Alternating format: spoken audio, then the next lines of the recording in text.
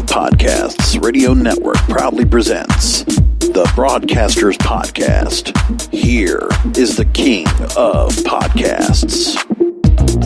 Welcome back to another Broadcasters Podcast, episode 339. This is King of Podcasts here with you. Thank you for listening to the program, finding it, subscribing to it through Apple Podcasts, Spotify, YouTube Music, or maybe you find it on my YouTube channel at King of Podcasts. And however you found me, I hope you'll go ahead and comment, be a part of the conversation, interact.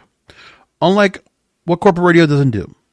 So last week I went into a long diatribe on July 4th, right? I wanted to go ahead and comment because with the way that the media industry is right now, it's kind of in a flux. You know, there's not much to be talked about. And so this is that time of year where I decided to talk about radio.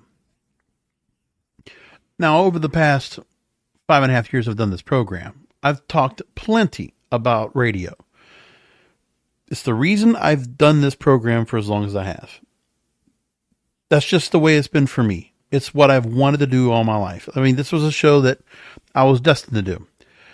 And one of the things that made me think about tonight's program, because we're going to continue on that trek, but I'm not going to be critical. I want to be constructive. And there have been times I've done this as well, where when we've done a program like that, sometimes I have a program where I just kind of gone on the end of radio and just bashed away. But then I will take a time and then go back and say, you know what? I don't want to go ahead and just do that again. I want to go back and talk more about how to be constructive and what radio can do to get better.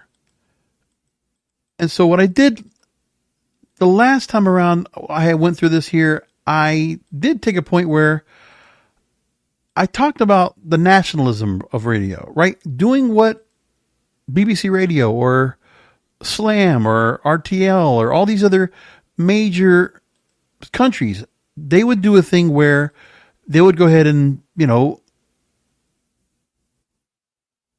take the idea of, if you're not going to go ahead and supply enough talent live and local to go and take care of what's happening, you know, to go ahead and supply all these stations with content, then just do a national format. And then you have live and local on various day parts all throughout the day and night. And then you take care of that. And like, so you don't want to hire the talent. You don't want to have all this talent to be here. Well, then there's also that local radio feeling to it. Well, the local side of it right now has kind of been going by the wayside. Because as we said, AI is coming in. Some of the changes are being done for radio of what people want to doing, right? Podcasting's out there. We know there's a lot of things that are going on that people are afraid of. And if I go back and look at radio, and I'll talk about the radio so much like I have, there's so much coming up right now. And one of the things I thought about was, again, what could be done for radio stations to get moving to a better direction? Back in May 13th, 2022, I talked about corporate radio should adapt a national format model. And that was something that was being done, which has gone away.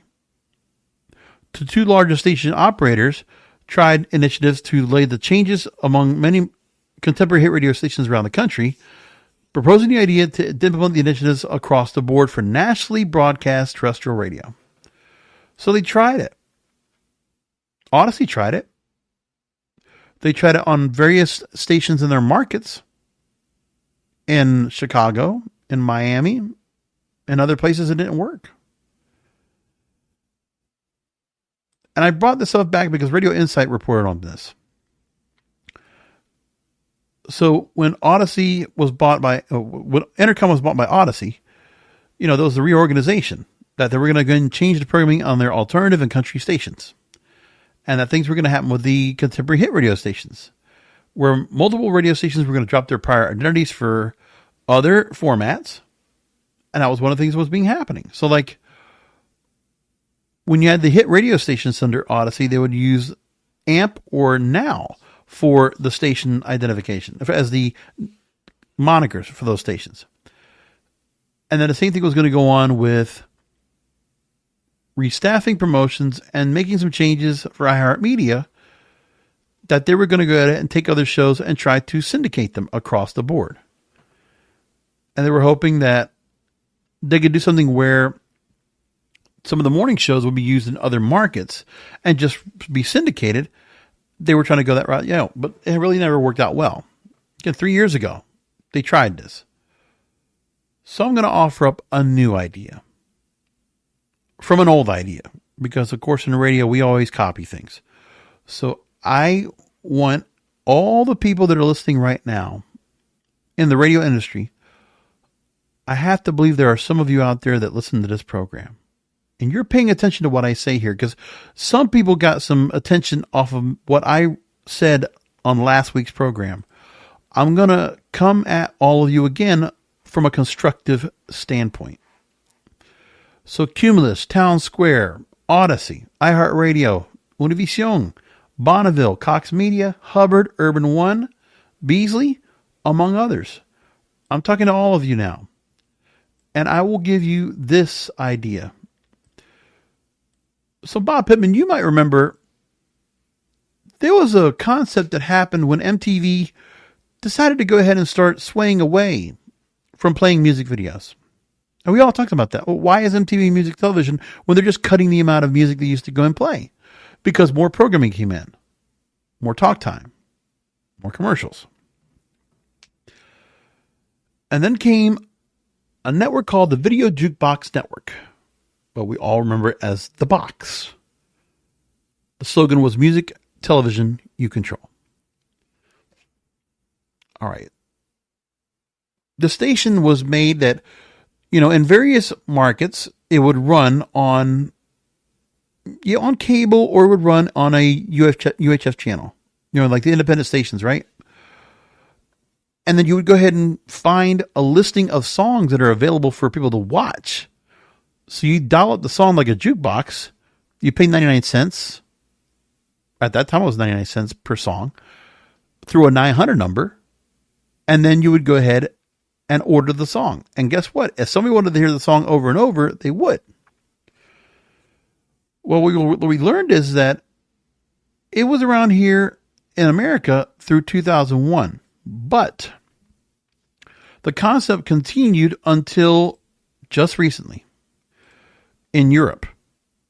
And that's what kind of also was kismet as to why I thought this was a good idea to talk about this today. Yes, the Box TV channel. And it was a wonderful thing. 1985 to 2001. Well, now it is done. Daily Mail, among others, reported on this week. Because there are these 2000s music channels. Kerrang, Kiss, Magic, The Box, 4 Music, playing their final songs because they were being shut down. 5 TV stations. After more than 30 years on air. Channel 4 shut down the channels in a cost-cutting move, ceasing broadcasting on Sky and Virgin Media amid a shift to watching videos on YouTube. Might have been a little bit sooner than before. But the oldest is The Box. It launched in Europe in 1992 as a competitor for MTV and saw viewers to call in to request a song and become music television you control. Now, I'm going to play a couple of promos that you might remember. For those of you that might have remembered The Box and you might be fans of The Box like I was, you might remember this sound. That other music channel hates us. We're the Jukebox Network, and we play more music videos than they do. We play videos by new artists before they've even heard of them. And worst of all, we let you play your favorite videos anytime you want to, and not wait for that one time of day when they play the kind of videos you like. Then, let's rock. Music television you control. The Jukebox Network. That was the voice I remember when I watched The Box. And this was going on all the way up until the 2000s. I remember when The Box had their own CD collections. It was the best of hip hop, the best of rock, whatever. And I remember I had those. And I bought them because I was like, man, The Box. It was really the place where I found all my music. Because see, right there, they talk about rock, pop, hip hop, all of it. It was included in there. Then you might have heard a promo like this in Europe, probably Europe or somewhere else, where you might have heard this ad.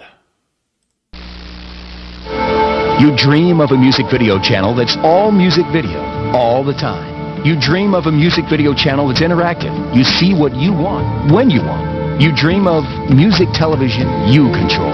Well, wake your ass up. It's a reality check. You're dreaming about The Box, music television you control. And it's here now. The Box is the planet's only interactive all-music video channel and is yours for the taking. From hip-hop to rock, from Latin to pop, from alternative to dance. The Box. It's interactive and it's easy to use. Watch the music menu scroll. Pick a video along with its 3-digit code. Call the Box 900 number and enter your video selection. That's it. If you call, it will play. Check your TV guide and turn to The Box, music television you control. If you don't get The Box, then call your local cable company and tell them to get off their ass. Tell them you want The Box, music television you control. That was the deal. The Box had a certain logo to it that was cool as shit. I remember that The Box actually operated their headquarters in Miami Beach, in Florida, on Collins Avenue, as a matter of fact. So it's important to me in this market. It was a big deal. Now, I'm not saying to take the original format that they have in terms of charging people to listen to music. But there is something about the localness, the interactiveness, and the choice and selection of music out there for the audience.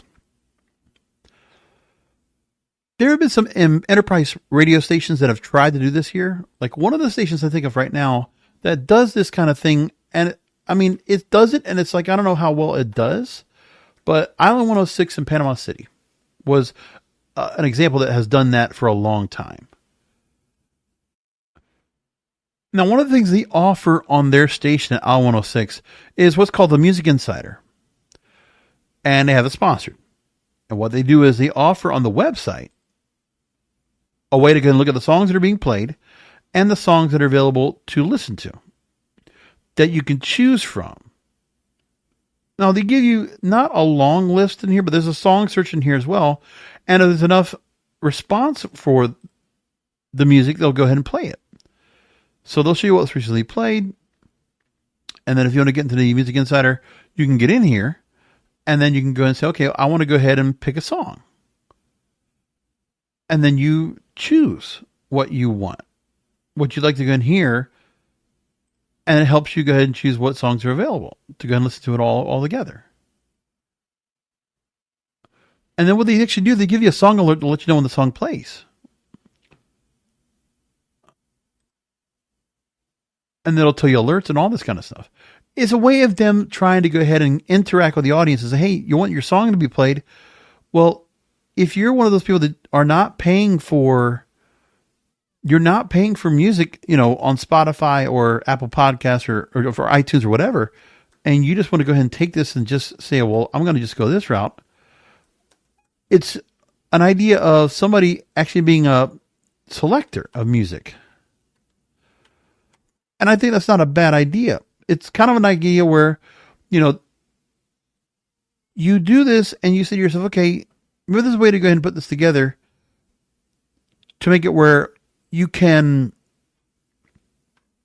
find a way to get the audience to go ahead and select music. Plus, remember, there's something to be said about when you hear music on the radio, and if it's truly curated by the audience, the listeners just like you that are listening to music, right? It's not the traditional way of doing it now, whereby you have, people that want to go and listen to it through audience-centric testing. The old-fashioned versions out. Put it to you like this. So I asked Google Gemini about, hey, I want to go ahead and I want to consider, tell me about what radio stations would do to do research, call out research, audience metric testing, AMT, and what they get, how they get the music that they choose to go and put on the air. So Gemini tells me that they use a number of different audience metric testing methods to gauge listener preferences. Sample groups, where research companies recruit demographically representative listener groups. Music exposure, participants listen to a variety of new songs, typically excerpts of full tracks. feedback mechanisms, where listeners provide feedback through ratings, surveys, or dials indicating preference levels. Data analysis. Research companies compile and analyze the data to identify the most popular songs among the target audience. And station integration, where stations will receive reports highlighting songs with high audience appeal, informing their music selection decisions. These are some of the ways they do that now. They've been doing it. But it's also going to give you only a sampling of music that's going to be on there and a very small playlist. And they always kind of check back and say, okay, what gold records, what recurring records, what songs can we play that the largest amount of audience is going to stay listening to our station? That was the thought. But you don't have that kind of audience now, especially with the younger audience. This is a component that Spotify and Apple and iTunes don't necessarily have necessarily. They do somewhat in some of the ways they do their charts. So you can go to the top 50 of Spotify, or their global top 50 or their today's top hits. Today's top hits is, a mechanism to showcase new music, but that's also being used and controlled by the record labels. But for the charts that are going on within the states or within the America, it's a different story, because you can go into Spotify. For instance, they have their charts, right? So if I go into their charts and I go ahead and find out, all right, I want to find out what they're doing with their music.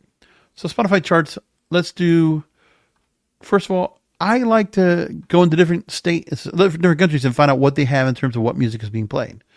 And Spotify gives you that information. So for instance, they have their listings of weekly top songs, weekly top artists, weekly top albums, daily top songs in the same way. So if I look at their weekly top songs right now, the current list for the week of July 4th, you see what songs are number one, and it's based on the amount of streaming. And when I look right now, we see the streaming for all these different artists, so we can identify really what are the songs that everybody's listening to right now. If I look at what Billboard's doing, it's totally different.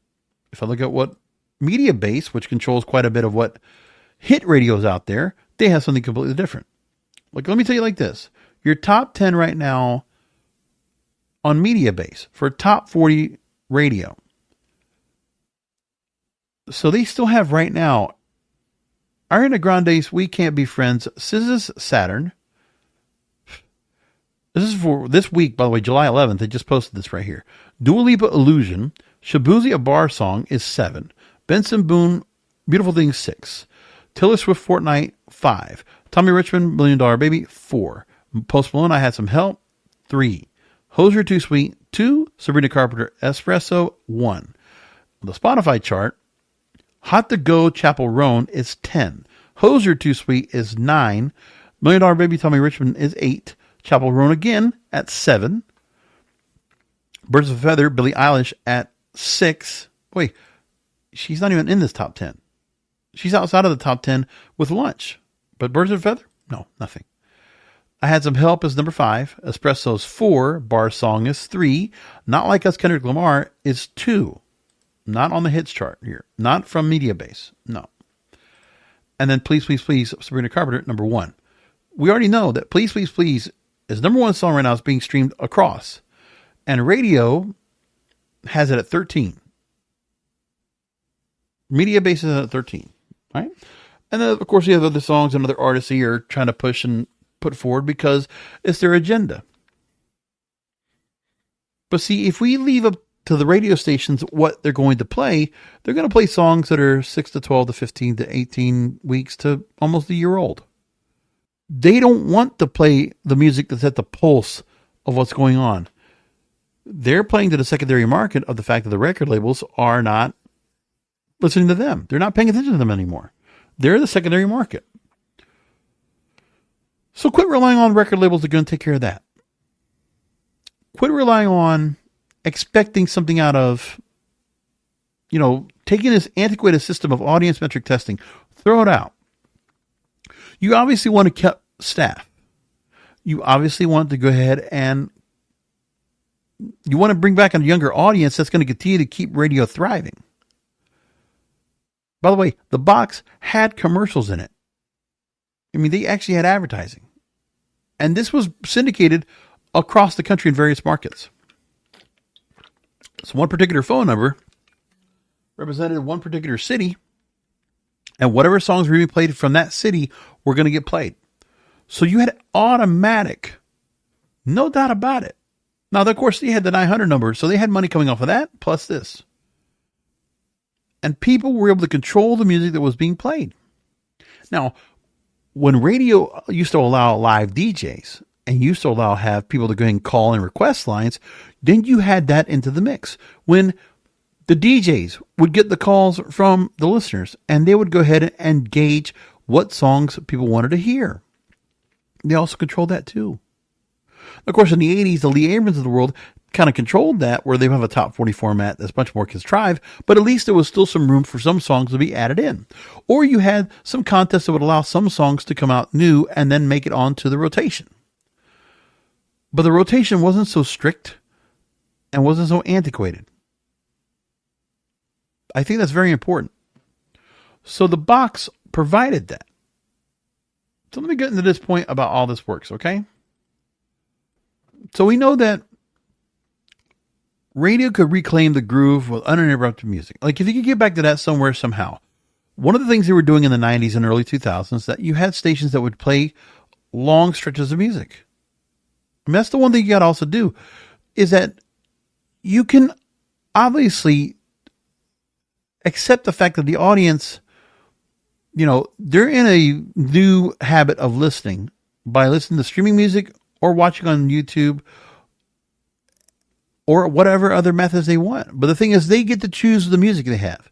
So the habits that they had of radio are gone, which means radio needs to now cater to the streaming habits. They need to cater to the other habits. Satellite radio, they can do it a different way because they're still doing it the old-fashioned way, but they also have to consider what their audience wants, because they have audience feedback for SiriusXM. So even what they have is a bit different. Like they can't play that same game like everybody else. See, like this. So the weekend countdown for SiriusXM hits 1. Spider Harrison does that, right? On their current chart right now, they actually have it a little bit more in the right direction of what songs are being played out there. So at the moment, their current list, and this is from last week, July 6th. Number 10 is Good Luck Babe, Chapel Huron. 9, Shabuzia Bar Song. 8, Fortnite, Taylor Swift, Post Malone. 7, Joe and the Beginning. 6, Lunch. 5, Houdini, Eminem.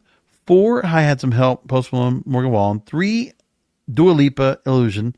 2, Too Sweet, Hozier. 1, Espresso, Sabrina Carpenter. But one of the things is that I feel like that Sirius Radio, because they have that live audience, a live interaction, they have to be able to go ahead and give in more to what's going on. They have to. They have no choice. Because even when they were playing music over here on their station, they actually just had Hot Uptown, Camila Cabello, and Drake debut on their chart. And they had 2 other songs that were specifically from what they have that are also trying to build into that as well. So they try. But SiriusXM has its own flaws as well because they're still radio.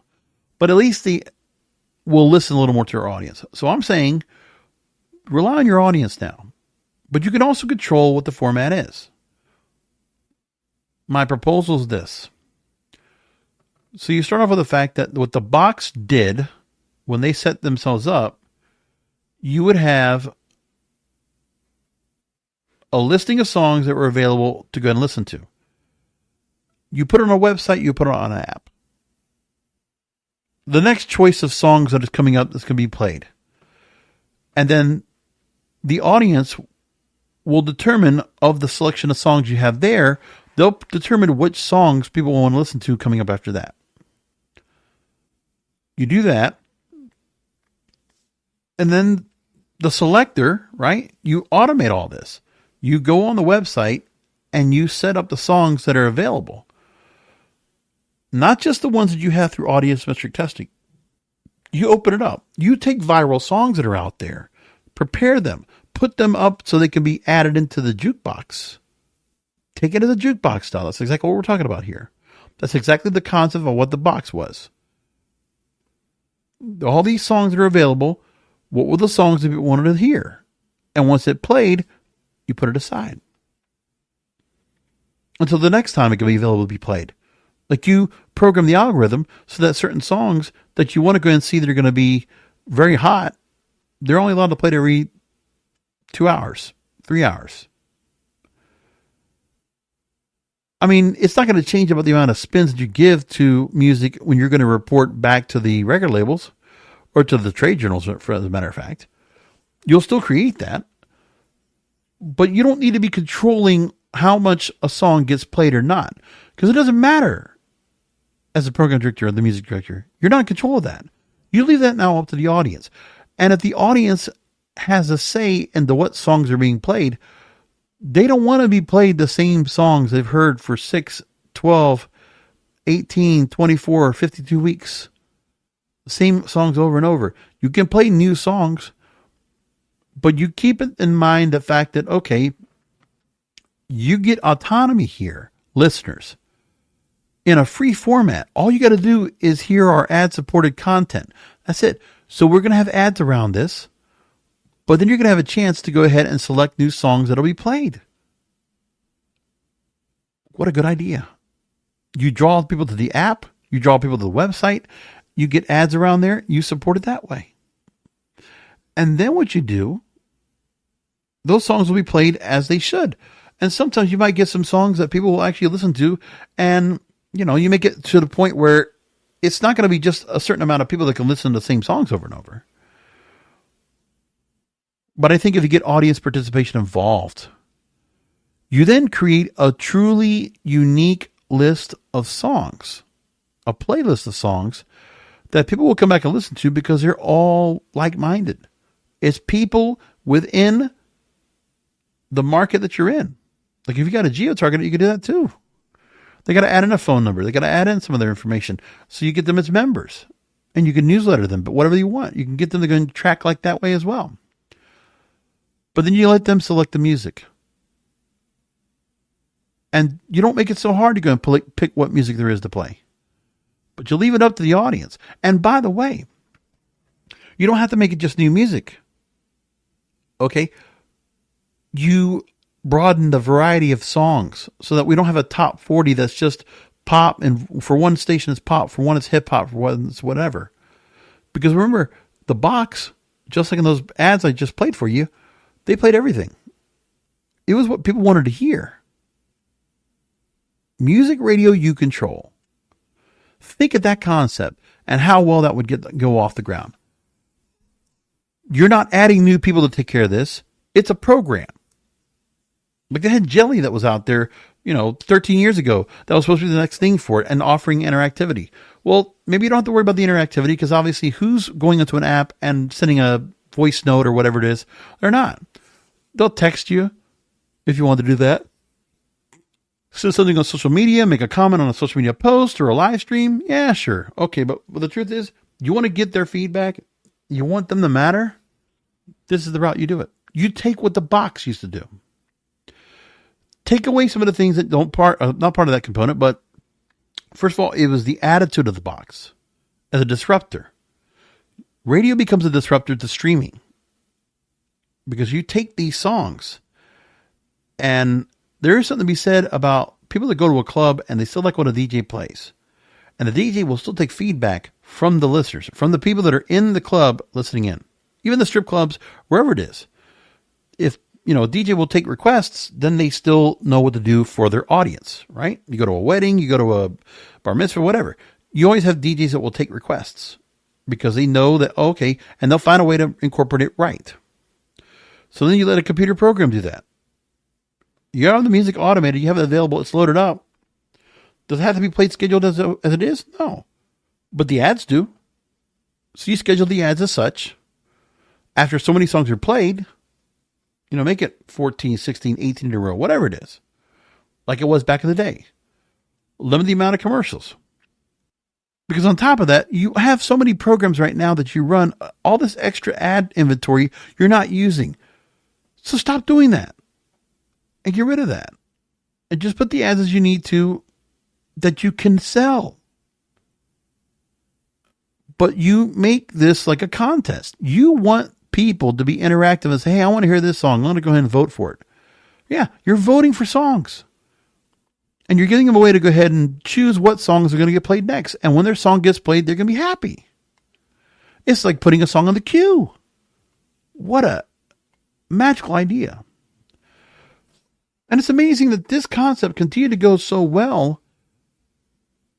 It went only to 2001 here. But again, it went another 23 years in the UK. People that were working on these channels, they were there for 15 years or plus. So Kerrang was a similar video channel. It was known for championing indie rock, nu metal, and skate punk with bands like Green Day, Panic! At the Disco, Limp Bizkit, and You Me at 6 among those regularly played. Pretty cool to have that. And they would have festivals, they would have events, and Kerrang was a big deal for, artists to go ahead and be noticed by Kerrang. And the Box was the same thing. And so I just brought up about the Box. So again, the Box's U.S. operations were sold as of 2012. The original owner of the network was a former MTV Network's Viacom executive, Steve Peters. He first launched it on a TV station in Miami, Florida. It was product for the Miami music scene, hosted by a group of local Miami-based rappers known as Miami Boys. And then he formed the record company called Peters Records from the revenue earned by this network. And then he employed hip-hop producers from abroad. None of its artists managed to produce a hit record, but the label was shut down before Records sold the Box to a group that included a cable operator and the founder of Island Records, Chris Blackwell. Les Garland, who was co-founder of both MTV and VH1, was brought in to run the network. From 1990 to 1997, Garland, as an executive VP, played an essential role to domestically and internationally launch the interactive music channel, oversaw entertainment programming, promotion, ad sales, and marketing, and the role of the channel from a base of 200,000 homes to more than 30 million households and 25 million households internationally. And by that time, the name was shortened to The Box, and viewers were able to request videos through a designated telephone number, and they would enter a code, and then that song would play after that. Pretty quickly. At first, The Box had request lines. They were using a large block of Miami telephone numbers, and callers were only charged for a long-distance call. But then, the network switched to a 900 number. Callers were charged between $1.99 to $3.99 per call to make a request up to 3 videos. So the network was known as an underground outlet for music videos that were not shown or even banned on MTV. Up to 350 videos selectable at any given time, and each of the 170 different Box affiliates throughout the United States. Each affiliate had a unique playlist, usually customized to the local market, giving great exposure to more local and obscure groups. That concept right there. You could monetize it with ads. You could probably do something where you could give, loyal listeners a way to go ahead and subscribe to being much more active voters. You could do something like that. But then videos at the time would cost between $99 and $3.99, 99 cents and $3.99 on national average. About 20 minutes it would take for the broadcast after being ordered, they would have that. And also there was a time where, just because that channel could do it, it was not uncommon for multiple videos to air in succession. I can tell you that, it's actually, here we go. It's funny he even says this. Whoever wrote this on Wikipedia, that the new videos like Bone Thugs and Harmonies to Crossroads could be seen 10 times within an hour. I remember that because that's exactly what happened. The Box was known to have many popular videos appear in heavy rotation months before appearing on MTV. Britney Spears' Baby One More Time was seen on The Box many months before breaking out, and responsible for the profile of such acts like Sir Mix-a-Lot and Green Jelly. And then The Box was acquired by MTV Networks in 1999. Box ceased operations in January 1st, 2001, and moved operations to the UK. Then MTV2 came in, and everything changed. And then The Box's UK operations, which were owned by Channel 4, remained on the air until their closure on July 1st, 2024, and they were running on satellite and via streaming alongside a number of TV music channels based on Bauer radio station brands, which is a UK brand of radio stations that compete up against BBC Radio 1. They own Absolute Radio, Greatest Hits Radio, Jazz, FM, Scalar Radio, Hits Radio, Kiss, Planet Rock, Magic Kerrang Radio, and Heat, among others. When you think about like this channel, used to run ads, but what they did was really amazing. Okay, they had head ends that would incorporate into a video server, allowing for localized content mixes. Local demographics can be taken into account for selecting the videos available for request, or frequently requested genres bands can be queued. So you knew what songs that people would want to hear, or you could see what songs that would probably do well. The video servers had a 64 gig hard drive. Video programs were compressed in MPEG 2. The box had 1,800 music videos in its inventory. 150 to 300 were queued across the network at any given time. And subscribers could call the interactive voice response at the box's central office to request videos over the phone, which was typical, but could also request over the internet or a set-top box. And the central office would then send the data to the individual head ends regarding what was ordered. But it was all computer generated. It was all automatic. And it worked. And it was really popular. And people got to hear the music they wanted. What a novel concept. The thing is that what the box did was they understood the power of music discovery and curation. You let viewers immerse themselves in extended stretches of uninterrupted music. Let me read that one more time. Radio stations, corporate radio stations, okay?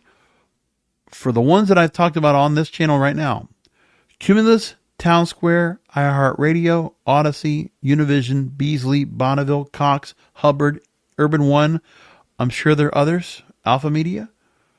Read this one more time. Please heed this constructive idea. You want to recapture your audience. Take this idea here. You create the power of music discovery. By the way, it doesn't even have to be new music. It can be older music. Because what about this other audience that might not know some of the songs that you might want to play? What the box did was they understood the power of music discovery and curation, letting viewers immune. So just think of it for radio. Listeners having these channels, your stations, understanding the power of music discovery and curation, letting listeners immerse themselves in extended stretches of uninterrupted music. And then you add ads. This can be done. If I had the option, I would love to do this format. I've honestly thought about this. Okay. So I have 4 music playlists on Spotify. One of the formats I have, because I've been thinking about the stations that are either hit music or rap or country or whatever, and how often they have stations that have to be like, okay, here's some new hits with some throwbacks. Or, it's new power rotation or recurrent or gold. And you want to be able to have that mix of both. Okay. So then do that, but don't limit the amount of what you have. See, all these stations that are coming out with, throwback formats. They're hit music stations that are playing older music. Then broaden the horizons. Because what you can do is, don't just assume you can only play like a couple hundred songs and that's it. No, don't do that. Allow the audience to go ahead and choose from a wider list of music. More accessible music for them. You have it. It's not that hard for you to go and hold. But you give the audience the autonomy, the listenership, the autonomy to go ahead and choose the songs. So there will be people that will be curators on a regular basis, like their own DJs, that will help pick the right songs that are out there. You put somebody in that will have to go through so much work to be doing that, but then you make it where it's not just centralized to a couple of people. You can actually you get a couple of people to subscribe to it for a small amount and make them the curators. But they're also limited to how much they can go and curate the station because they can't control it. Because you need to make it where the audience controls it. So you get a certain amount of audience that will help control what music is going to get played to within reason. But I thought about this. So one of the playlists I have is called All the Hits with the Hard Rock and Rap.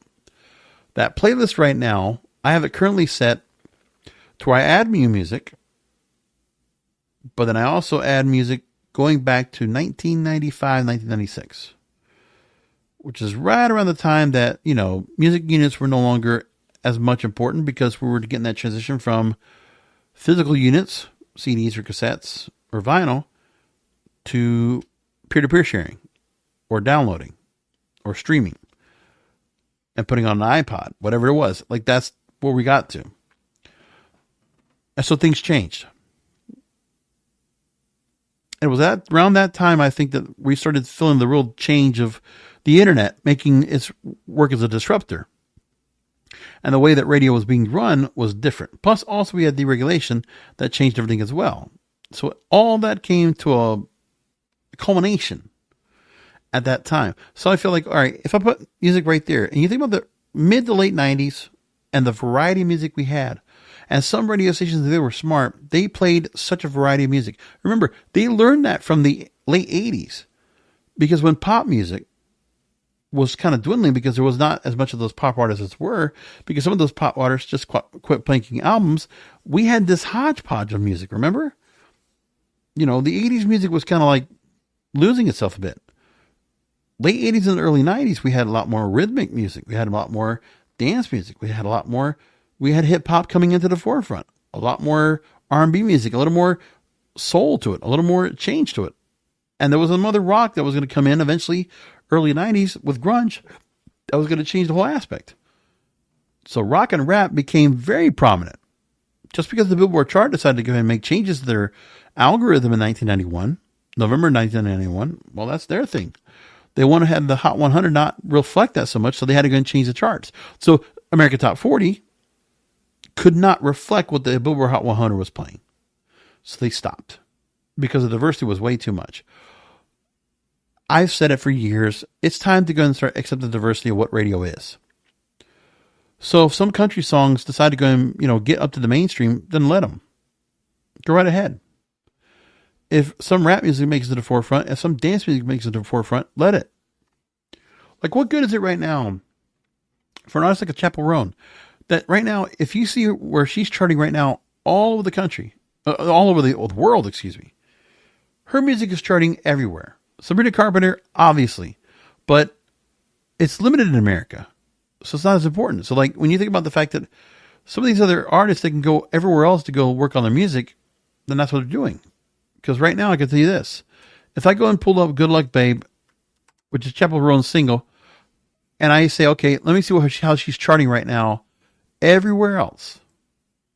Song was released April 5th, 2024. The chart reception so far, let me tell you this. By the way, she's already been getting all these different reviews from various publications of the best song, one of the best songs of 2024. Billboard, Consequence, LA Times, New York Times, Rolling Stone, NPR, AV Club. And so far, commercial performance, Good Luck Babe debuted April 20th, 2024, number 77 on the Billboard Hot 100.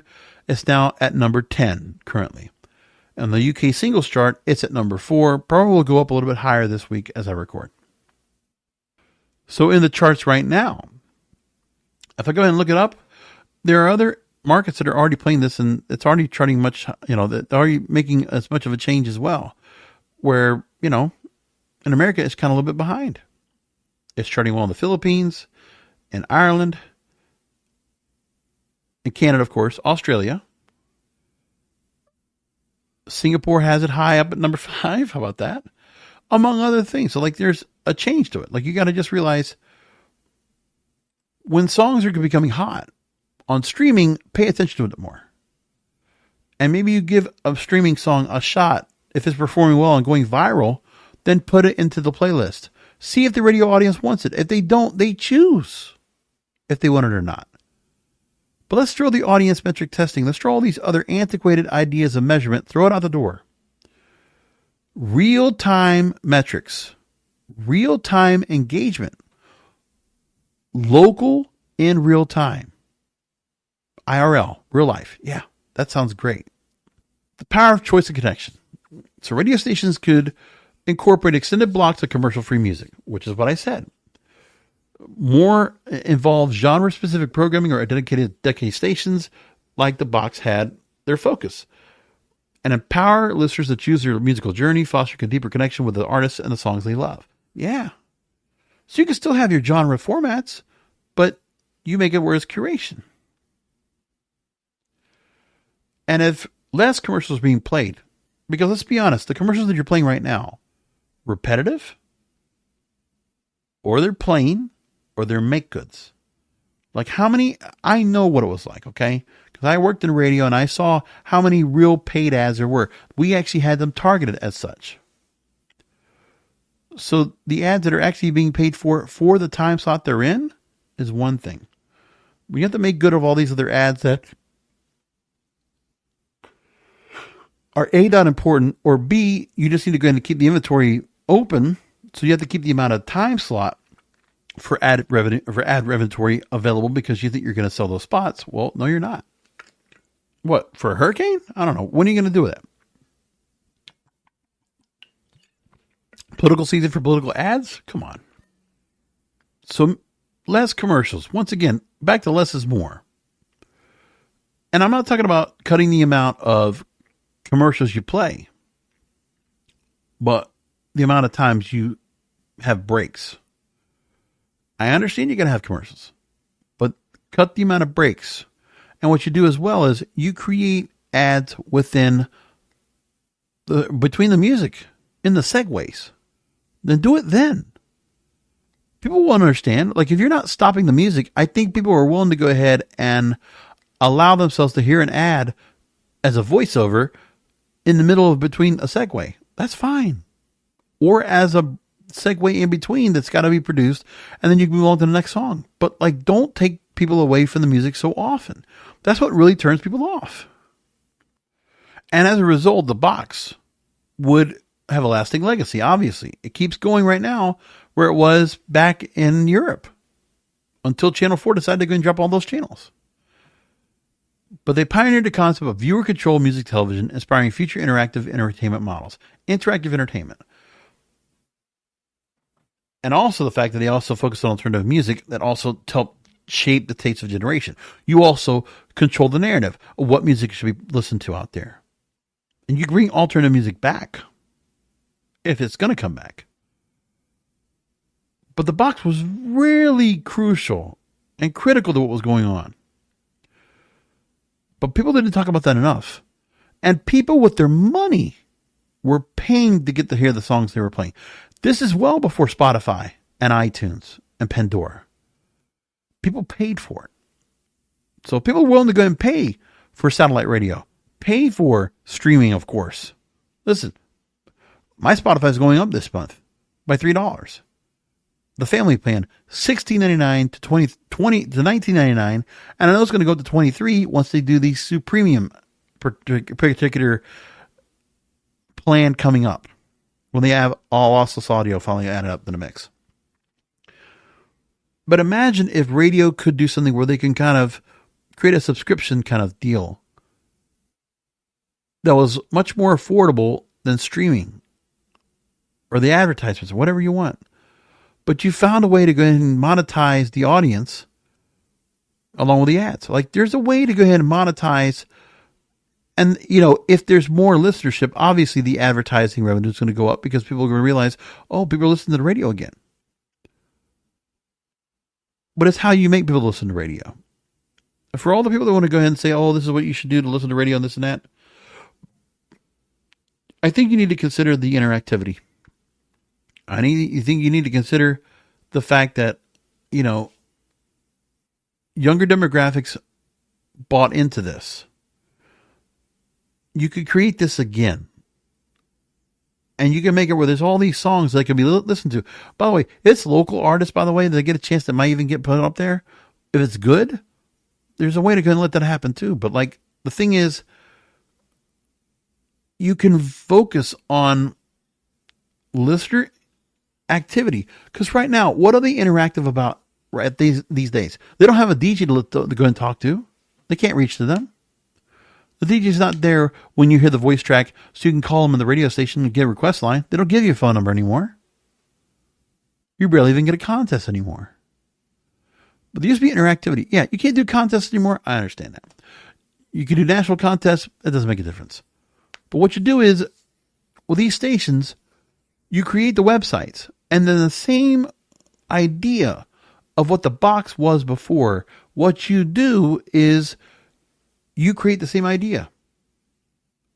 Localized, interactive platforms made available through website or text, SMS, or app. And you make it a way for people to go ahead and be interactive. And they can choose which songs they want to listen to. And then all they got to do is go ahead and then go to the website, whatever, and they can continuously curate what songs they want to hear, which is what they want to be able to do for themselves, listen to the radio. Because then you're playing the music they want to hear. And for the fact that people listen to, I can imagine if you listen to The Box, and you think about how often people will listen to music on a regular basis, how often they would watch music television. A lot. So your TSL goes up and skyrockets as a result. So you create a loyal and receptive audience, more inclined to pay attention to the limited commercials that are aired. You empower listeners to choose their musical journey, have a deeper connection with the artists and songs they love. You give them the music discovery, new or old, and let viewers immerse themselves in extended stretches of uninterrupted music. Sounds like a plan. I love all that. And I really hope that the corporate radio stations, listen, you want to reach out to me and ask me about it? Go to my website. Reach out to me there. I got a WhatsApp number. I got all social media. You can reach out to me. On LinkedIn, feel free. All my contacts are at kingofpodcasts.com. Go over there. Feel free to go and reach out to me. I'd love to talk to you. Any conversations between me and you and the radio industry will be discreet. I will keep it between you and I. I don't need a dime from this. I'm doing this because I want radio to come back. I sorely want radio to come back to some way, shape, or form. And if nobody's going to do anything about the stations being dropped off, the fact that, you're in debt and this and that, well, then let's find a way to go make you some damn money so you can sustain yourselves. I understand. You don't want to go ahead and pay talent anymore. You don't want to go ahead and pay for all this extra that you can't have. You want to be able to go and keep monetizing these stations. Okay, so I'll be a corporate suit for a minute. Take my idea. It's all about automation. It's all about resources and equipment and, software that you already own in some cases. So go for it. Take my idea and see what it does for you. Because it's a good idea. It really is. Now, Spotify's in the news quite a bit as well as I'm looking at all this. One of the other things I wanted to go and bring up, which I'll go and talk about now, because what's happening is, by the way, I want to give this story real quick before I move along.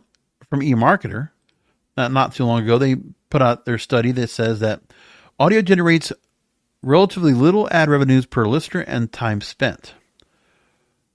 Digital audio will have almost 200 million listeners in the U.S., adults, but each listener will generate $36 in ad revenues. Radio fares fare at $49.10. Audio captures only a small slice of ad budgets. The ad spend is less than time spent would suggest.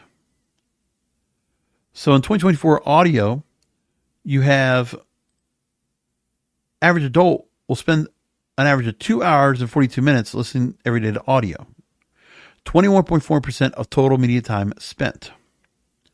And monetization via subscriptions limits digital audio ad slots. All right. Spotify now, according to a story from TechCrunch, is no longer a streaming app. It's now a social network. So Spotify's making some changes in themselves. They were talking about making themselves more of a TikTok. I noticed that, and I like some of the things they've been doing. So then you have comments on podcasts that have been launched now, but now they're going to offer more to create more of a social networking experience. The comments now, podcasters can now engage with the listeners directly within Spotify as they can with interactive features like polls and Q&As. So now the app has a 2023 revamp. Remember, we had the TikTok-like discovery feed, which I love. I wasn't into it at the right beginning, but the TikTok discovery feed right now, where I can go ahead now on a Thursday night, Friday night, Friday morning, midnight, right? I can go ahead and look at the new lists, and I can curate all my playlists. And I look forward to that because I can go into the discovery feature and just flip through what songs are out there and get a preview. And I know what songs I want to go ahead and add. It's awesome. So that's what's going on right now. Spotify now has comments for podcasters. So if you have my podcast you subscribe to, please comment. I'd love to be able to interact with you. Even this show, I'd love to be able to interact, just like I said. There's some other stories I could bring up real quick here. Simon Cowell's blaming the social media for the current state of the music industry. And right now, he spoke to Jackie Brambles on Greatest Hits Radio and says, quote, that the reality is every day, something like 200,000 songs are uploaded to social media. So wordly, less people are getting signed and less people are getting breaking worldwide. It's the worst I've ever known. I've seen in the music business. Without Eurovision, Sam Ryder, who was the winner of the British participant of Eurovision last year, he wouldn't have gotten signed to a record label, but there has to be a platform. Another story I saw from Biz Community talking about the decline of print newspapers over the last decade, that some of the country's most prominent daily newspapers from January 2014 to January 2024 have lost as much as 80% of readers. That's bad. Newspapers, I told you, I've already gotten on you guys as well, so take that. And by the way, let me put this point as well.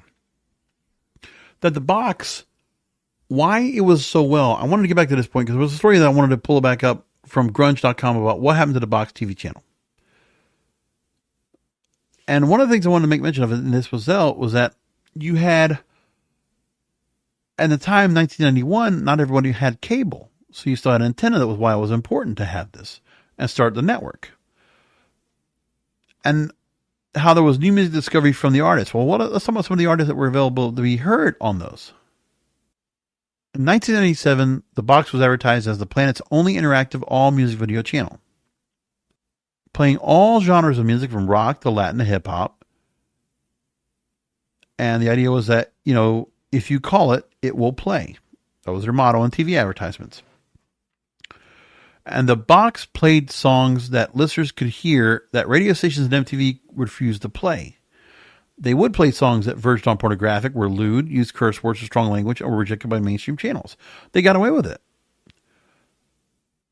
And that they also would play songs on repeat. If 5 people all requested the same song, the song would be played 5 times.